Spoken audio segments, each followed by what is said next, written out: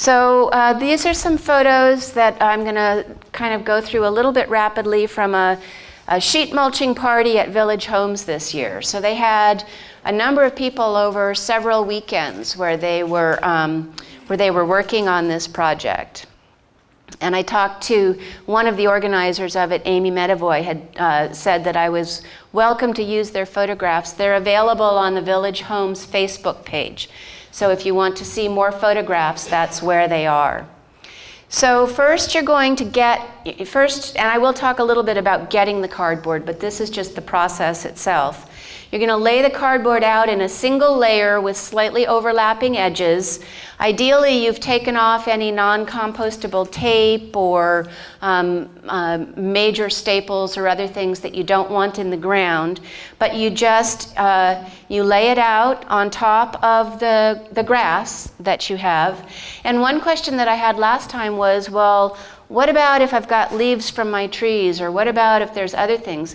All of that stuff is compostable. Any organic matter that is on your lawn, you can just leave it there. You don't have to go out and rake first or anything else. So you put down the cardboard, and in this example you can see on the right that once you put the cardboard down, you actually wet it a bit because that's going to help with the composting.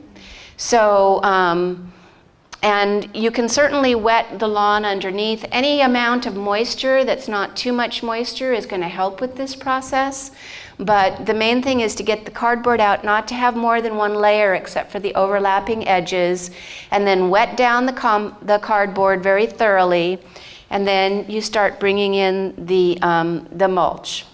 And so they had some mulch spreading parties, and in this case, on the right, they actually got some of the cardboard down and got mulch on top of it, and then the next weekend they started from there and then continued. So you don't need to do it all at once. You can kind of phase it out a bit. And then at Village Homes, the finished product looks beautiful.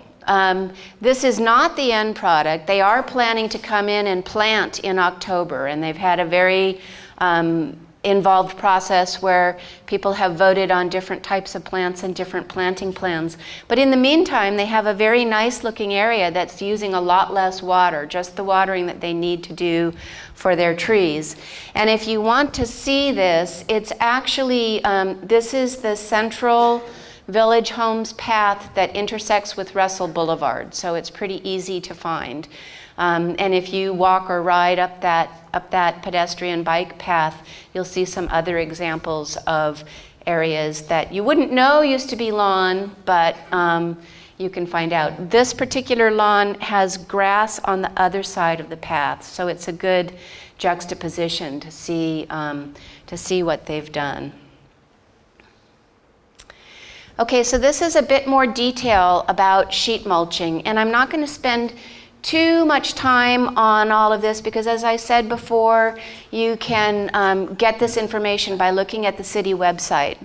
But, and I think I've mentioned some of this. So for the mulch itself, after you've watered your grass, you want to put down something. Cardboard is the most common material, but you can also use cotton or any other natural material sheets. You can use newspaper, which is pretty easy to get. Wool carpet can be used, so that has a pretty solid layer. Anything that's out of a natural material. And then you wet that down again, as I said, and then on top of that, you can put any sort of material that will compost on top. The most attractive finished surface is going to be the mulch, but if you don't want to buy or obtain 6 or more inches of mulch, you could put down some compost or some other types of soil or straw.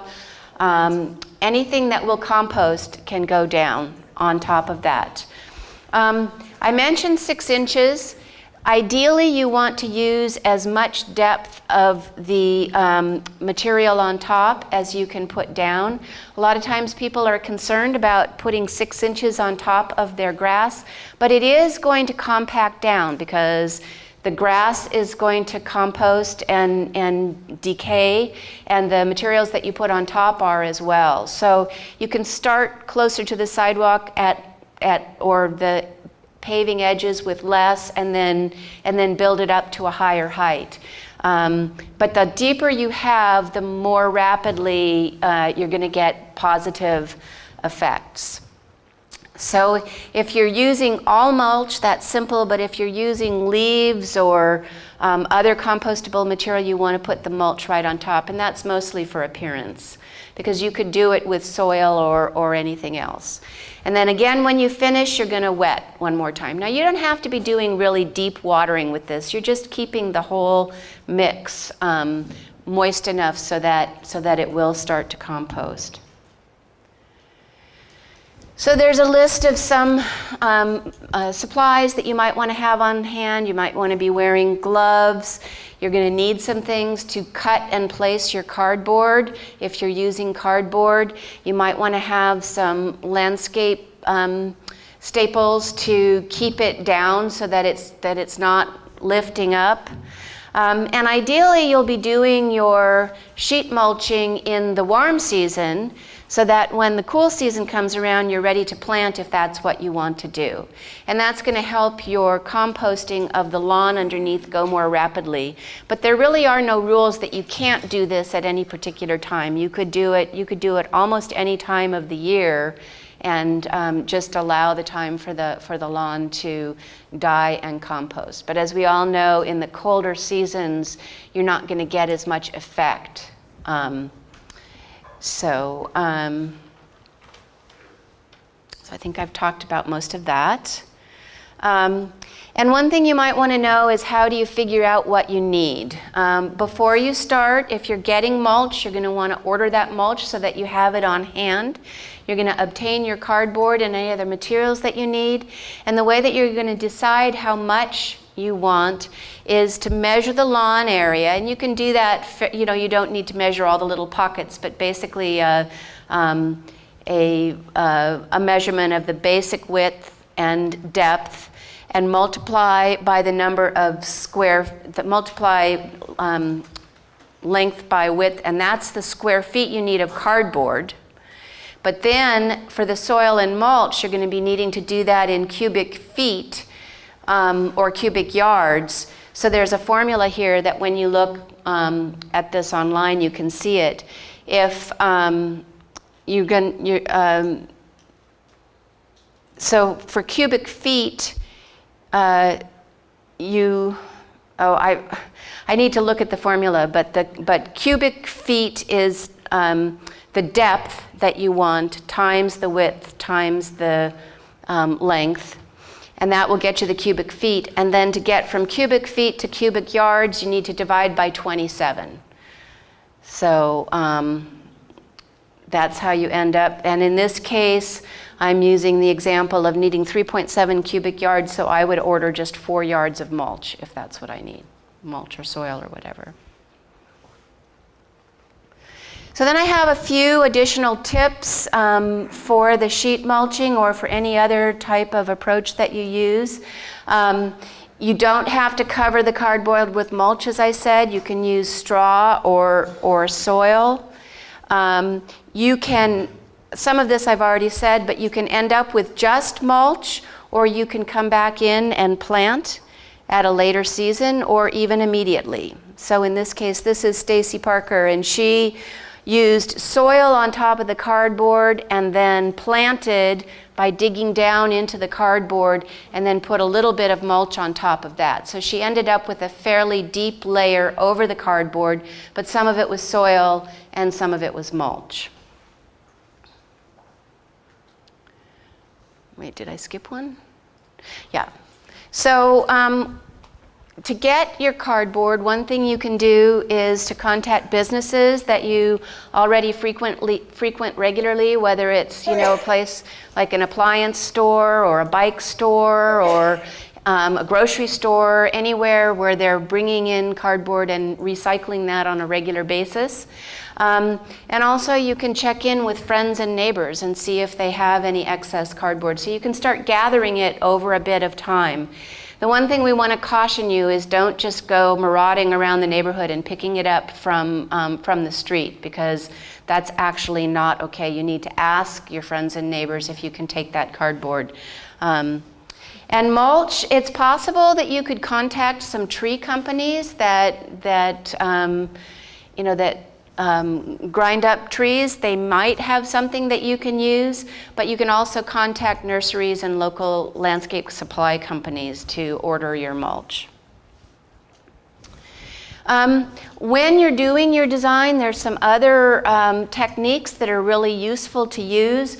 One of the things that we talk about is called low impact development, which is basically a type of design that thinks about keeping as much water as possible on site by using bioswales, rain gardens, cisterns, by having a swale that you can do some planting around so that the water is not going into the storm drain system and being taken away from the site. So it's another good sustainable practice that you can think about when you're deciding what you're going to be doing with the area you've taken your lawn out of. And if you want something that is sort of like a lawn, there's many lawn substitutes, and many of the materials that I've left here have some of those types of things.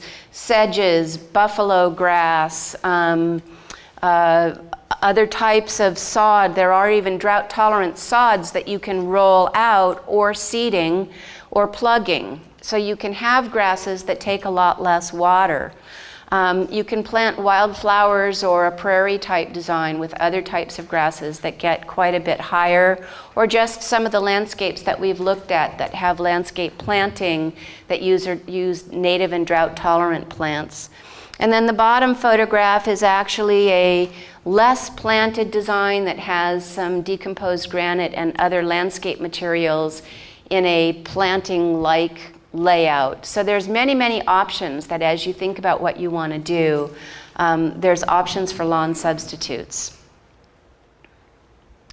So I'm just going to quickly go through some sort of idea slides and some things that will hopefully be a bit inspiring for what you can do with non-lawn landscapes. Both front yards and backyards can have engaging planting designs that look beautiful and don't have lawn in them. Lots of color. Using permeable pathways and paving helps also with your sustainability goals. So if that's an option for you, that is a good idea in your landscape. There's many different styles that you can use. There's Mediterranean, there's Southwest, there's sort of desert style. So think about your design style when you're deciding what you want to do with your landscape. And in addition to planting, of course, there's lots of different walls and steps and paver stones and structures and fences and lots of interesting elements that you can incorporate into your design. Once you get rid of the lawn, you've got all sorts of possibilities that you can go to.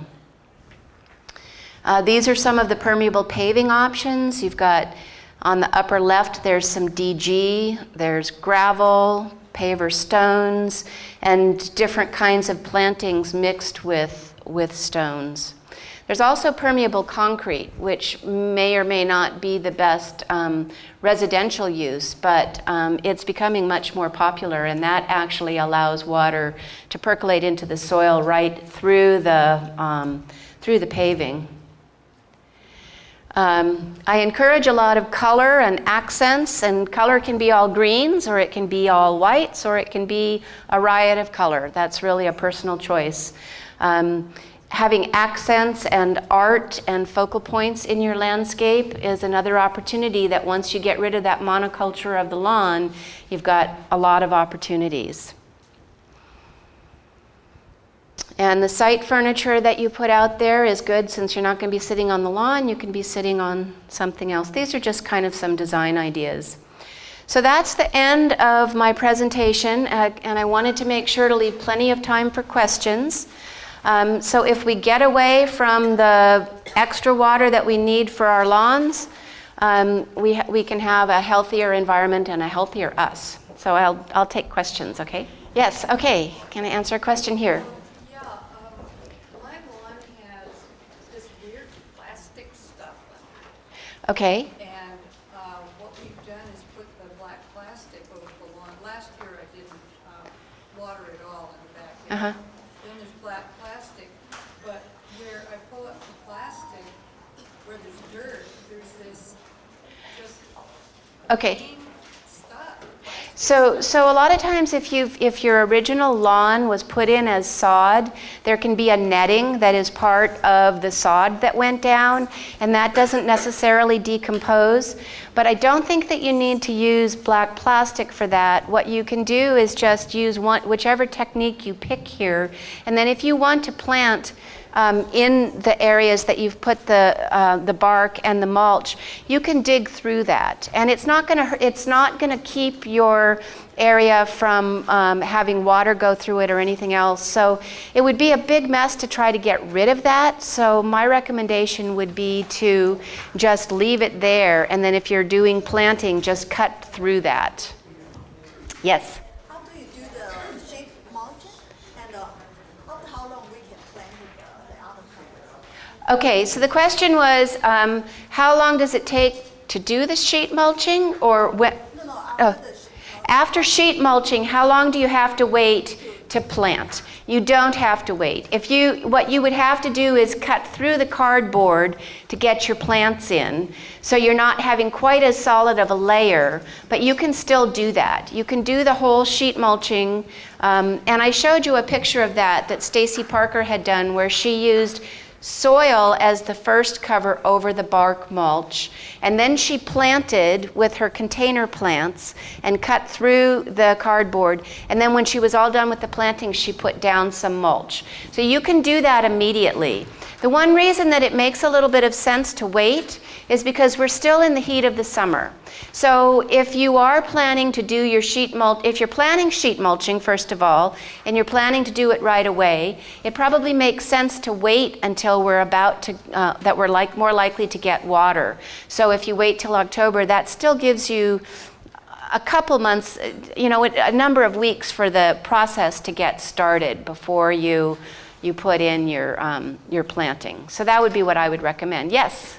So if you're sheet mulching a lawn that's under trees, what do you recommend in terms of irrigating the trees? How would you continue irrigating the trees without that? Well, if you have an irrigation system that's in place for your lawn that is still operating, one method that I would recommend is to just leave that irrigation in the ground and perhaps turn down or cap off the heads that you no longer need if you're not going to be planting, but leave that in there so that you can water, if you've got larger trees, that you can water once or twice a month with the existing system. That's probably the simplest way with your pop-ups that are in your lawn. If you're not happy with that solution, you can just turn off that existing irrigation and put in some soaker hoses or some drip lines that will serve your trees, and that could go probably right over the cardboard, and then put mulch on top of it, and then it would be slightly buried, which is what you want with the drip. So you can either use the existing system and modify it so that it works for your trees, or you can put in a new system that only services your trees. Yeah? Some of the neighbors in North Davis have a massive turkey problem. They come in and mulch and dig. Normally I find my mulch in the street. Is there an option besides mulch for the turkeys? Well, I don't know if turkeys, they probably would be very much just as happy with straw or anything else. I mean, if you did do soil on top of the cardboard, I don't know if they would dig around in that as well, but you could have a much, you wouldn't even have to put mulch on top if you did soil. Soil would be enough. You could do like soil, and then like there's other types of surfaces like rice hulls or composted soil that's very dark and sort of has a different sort of texture. You could go to the landscape supply, landscape materials supply, and find out what the different materials that they have are that would look good on the surface. But it doesn't have to be mulch. It's just that mulch helps the composting the most. So, and I don't know enough about, I know that the turkeys are a problem, but I don't know enough about what they would continue to dig in. But I have a feeling they might like almost anything, so. Yeah. Yeah, sorry. Obviously, if you're replacing your lawn, you already have a sprinkler system in place. Yes? What do you do to replace that system if you're going to have a totally different design and you're not sure what that design is? I mean, do you pick that up first before you do this mulching? Well, I think it depends on whether if your new design you want to do something like drip or subsurface irrigation, then you would just abandon your existing system. You could either cap off the heads or you could just turn that system off and install a different system. Or as I said earlier, you could go ahead and use that same system. You would just use it less frequently. So it kind of depends on what you're planning to plant, what your existing system is, how you can adapt it. But if you have a lawn with pop-ups, that might work, but then it is the conventional spray type system, which may not be what you really want. So I think it's kind of a matter of your budget and your phasing and your timing. What do you want to do right away and what can you hold off on? Did that answer your question? Yeah, I guess I'm just wondering how, because if that's down there, if you have the mulch on top, I mean, I guess you can then dig down afterward. Well, one thing you can do if you are going to use your existing system is you can put a flag. You can get some of those little, flags at the hardware store, little metal stick with a colorful piece of plastic on it, and mark where your heads are so that you can come back and find them at a future time. That would be really useful so that you're not digging down through that mulch. And that could be useful whether or not you're going to use the system. But if you just don't send water to that system, they're never going to pop up or never have any use. So, but it could be a good backup for even if you put in. So it's really up to you whether you want to take it out, which is an added expense, or just leave it there either for being abandoned or for future use. So, yeah. Oh. You just mentioned about immediately plant after the mulching. But I just wonder how it takes to decompose the older mulching, because I know it must be hard to do the planting immediately. So the question is how you plant through the sheet mulching right away if the turf is in there. So in that case, if you are planting immediately, you might want to just kind of dig a hole in that area first before you put the cardboard down, and do the same thing with the flags so that you have the opportunity of digging holes there. So if you want to wait, I would say it would take probably 3 or so months before the grass is composted. And the turf will be very soft, easy to. Well, I have not personally done this, so I wouldn't want to assure you of something that I don't personally know, but it doesn't take that long to compost things. Even if you put organic materials, dig them right into the soil, they do compost. So if you've done all of the other steps, it should be getting to where it's just soil under there. But I do want to get some people that haven't asked a question. Yeah? So for those 3 months, do you have to keep the cardboard wet, that whole? Well, the cardboard is going to be under the mulch or soil or whatever else you're doing. It's useful if you are wetting it occasionally, but it doesn't have to be super wet.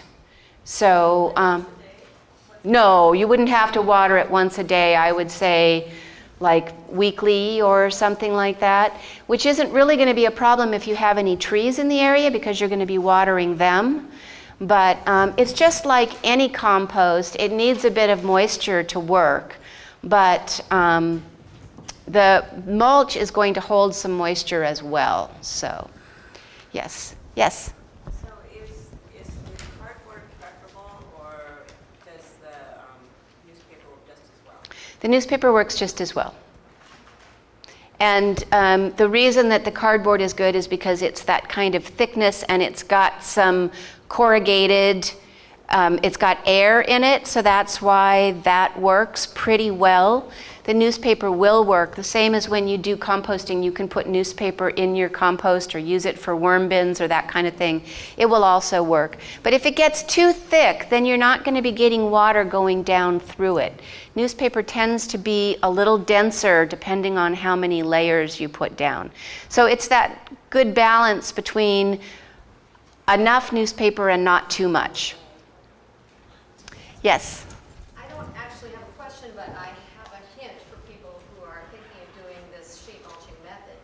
I was at Village Homes when they did that, and the problem with putting 6 inches of mulch right next to your pavement is it's just going to all go out onto the pavement. Yes. And what they did was they dug a slanting trench down towards the pavement. So it was about at 4 or 5 inches at the pavement and slanted back up into the lawn. And that has really done a great job of keeping all the mulch from just being all over your sidewalk and the street. Okay. Thank you. Did everyone hear that? No.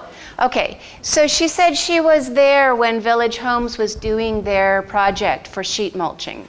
And she had a tip that kind of relates to what I had said about gradually deepening the mulch back from any paved surfaces. But what they did at Village Homes was they actually cut out some of the grass and soil adjacent to the paving in sort of a V trench, so that when they put the cardboard down, it was below the surface of the paving, and then they could fill with mulch, and then as you know, any runoff from any water or whatever didn't make the mulch go over the top of the path. So if you just have any kind of a paving edge and then you've just got 6 inches of mulch, you're going to get a lot of sloughing off. So it's an extra step, but she said that for the large area that they were doing, that really helped a lot. Plus they had a dozen or more people each time, so they had a lot of labor. And that's actually something you can do in your neighborhood or among your friends, is to have sheet mulching parties, and just, you know, it's a lot more fun if you do it with more people. So like a barn raising, except it's a lawn whatever. Yes?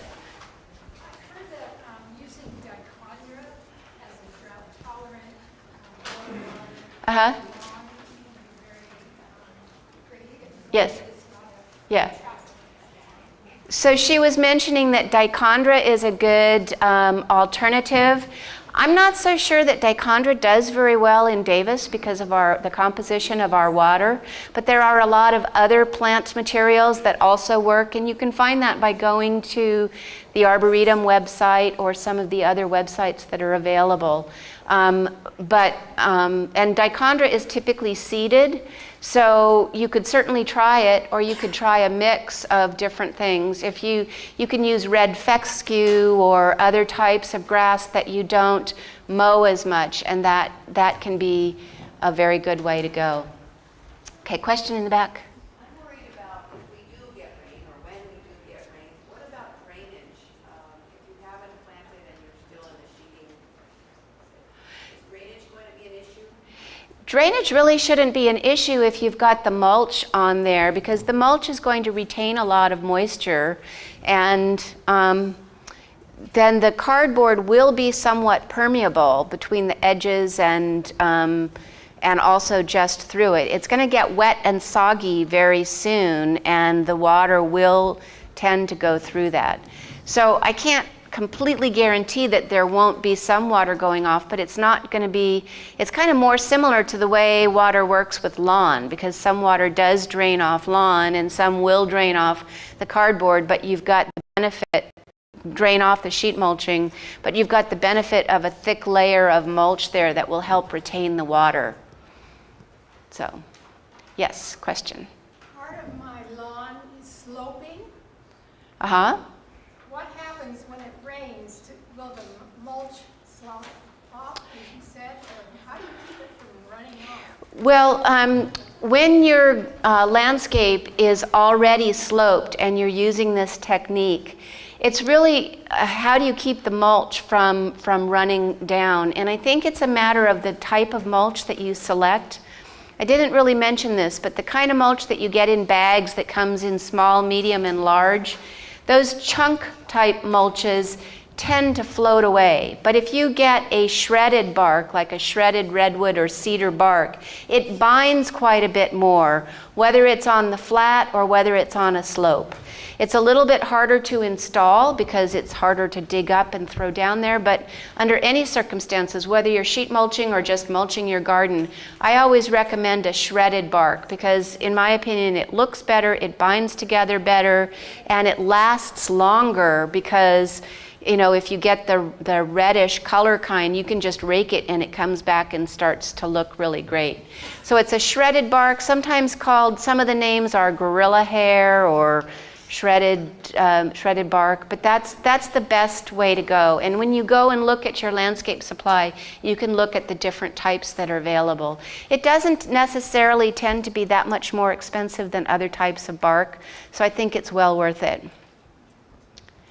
Other questions? Yes. I know that you can't really say very much about cost because it depends on everything. It depends. Mm-hmm. But is there some way that you could give some idea of how much this costs? Okay. Let's say the mulching method.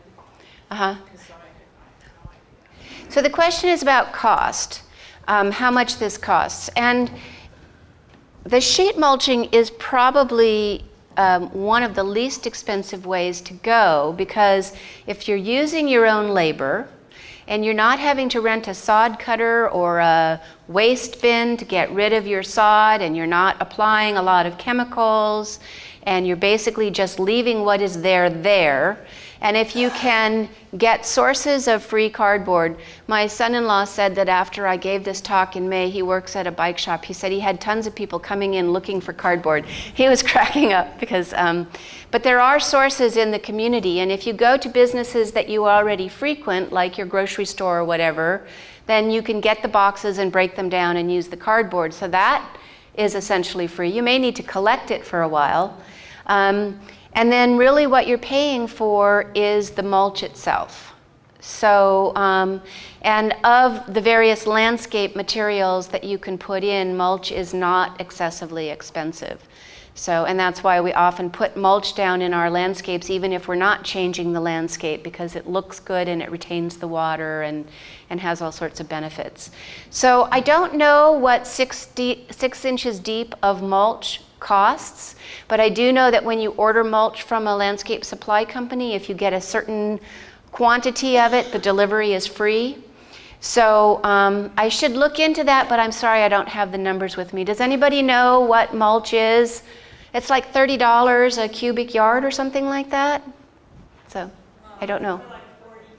$42, something less than $50 a cubic yard. And in that example that I showed of a 10 by 12 area, which is a pretty small area, that was 4 cubic yards. So that would be in the neighborhood of $150. And I think that the cutoff is something like 3 or 4 yards when you have it delivered and then you get it free. So that's kind of close, but yeah. The other, one last thing on that is that's another great thing to do in conjunction with your neighbors. If, even if people aren't sheet mulching, if you want to get a big load of mulch delivered and have the neighborhood do it together, and then you just have wheelbarrow parties. So, yeah. Okay, where was the next question? The city has been cutting down a lot of trees, and there's these piles around the city. Can we just access the mulch? You can't just take the piles of mulch that are in the parks. Those are actually laid out there specifically to spread in that park, and we're also stockpiling some mulch in certain areas where there's space to be used with some of our own efforts to lay down mulch and do sheet mulching. So it would not be a good idea to go and take the city mulch. I don't know specifically about Russell, but I am assuming that it's the same thing. What you can do is call tree companies and see if they have any excess mulch. So that is a possibility. But then they would be giving you the mulch that they have, because they use the chippers, so they might be able to give you some mulch. When I had trees, when I needed to have some trees pruned and cut down on my property, and the tree contractor was chipping it up, I told him to just leave it with me, and he was very happy to do that, because sometimes they need to get rid of it. So that's one tip, that maybe you can get some materials. Any other questions? I think we're done. Well, thank you so much for your questions. Yeah, thank you.